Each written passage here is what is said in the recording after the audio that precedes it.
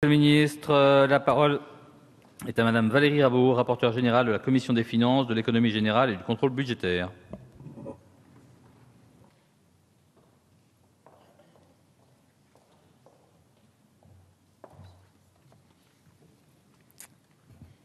Monsieur le Président, Monsieur le Ministre, Monsieur le Président de la Commission des finances, mes chers collègues. Comme vient de nous l'indiquer Monsieur le Ministre, nous devons examiner le projet de loi de règlement du budget et d'approbation des comptes de l'année 2014 en deuxième lecture. En effet, le 6 juillet dernier, notre Assemblée a adopté le projet de loi dans le texte du gouvernement. Je me permets de rappeler qu'aucun amendement n'avait été déposé par notre Assemblée. Le 9 juillet, le Sénat, là pour la troisième année consécutive, Monsieur le ministre l'a rappelé, rejetait ce projet de loi de règlement au prétexte de critique de la politique budgétaire du gouvernement. La CMP, qui s'est réunie hier, face à ces positions irréconciliables, a donc échoué. C'est pour cette raison que nous sommes saisis du texte adopté par notre Assemblée en première lecture. Alors, je souhaite rappeler que l'examen en nouvelle lecture des projets de loi de règlement est assez rare, le ministre vient d'ailleurs d'en dire quelques mots, puisque ces textes se bornent à constater la réalité des dépenses et des ressources du budget de l'État ou des administrations publiques depuis la loi de règlement de 2012 dans un article liminaire. Le Sénat n'a rejeté qu'à 6 reprises les textes adoptés par notre Assemblée en première lecture. Il s'agissait des lois de règlement de 1981, 1983, 1998, et avec une constance assez inédite, mais qui peut se prolonger, nous verrons ce qu'il sera fait les prochaines années, les lois de règlement des années 2012, 2013 et 2014.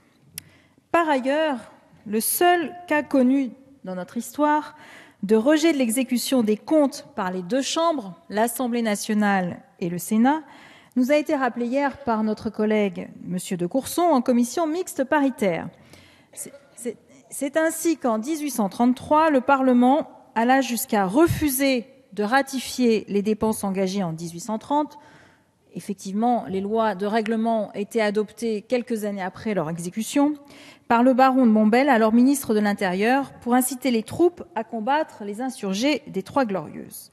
Au-delà de cet épisode historique, quelles sont les conséquences juridiques des rejets consécutifs des lois de règlement par le Sénat ?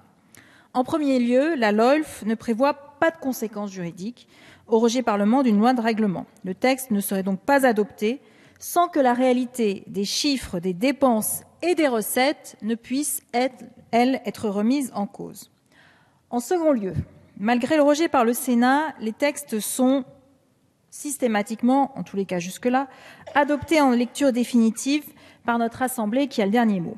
Par conséquent, je lis dans le vote de nos collègues sénateurs, j'y vois une lecture politique. Dans ce cas, quelle serait la portée politique de ces rejets ? L'utilisation, je crois, de la loi de règlement comme support d'une critique de la politique économique du gouvernement me paraît un peu décalée. Rejeter l'exécution du budget ne permet pas de revenir sur les décisions passées. En tous les cas, c'est mon constat. Nos collègues sénateurs évoquent, notamment pour justifier le rejet du PLR 2014, des prévisions en loi de finances initiale qui auraient été trop optimistes. Nous avons présenté dans les derniers rapports l'évolution des écarts entre les prévisions utilisées lors de la loi de finances et l'exécution. Nous avons constaté que ces écarts ne cessent de se résorber depuis 2012.